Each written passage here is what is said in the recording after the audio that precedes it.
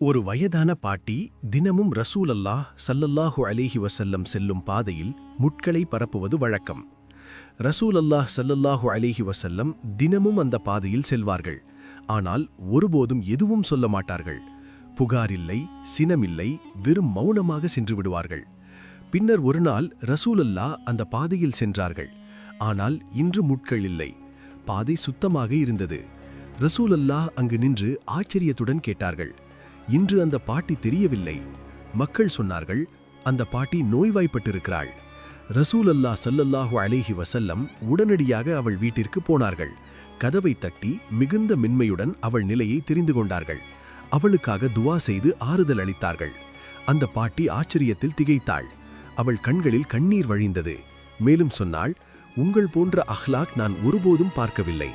பின்னர் அவள் இஸ்லாமை ஏற்றுக்கொண்டாள். இதுவே நமது ரசூல் அல்லாஹ் ஸல்லல்லாஹு அலைஹி வஸல்லம் அவர்களின் ரஹ்மத், எதிரியிடமும் பாசம் காட்டுவது.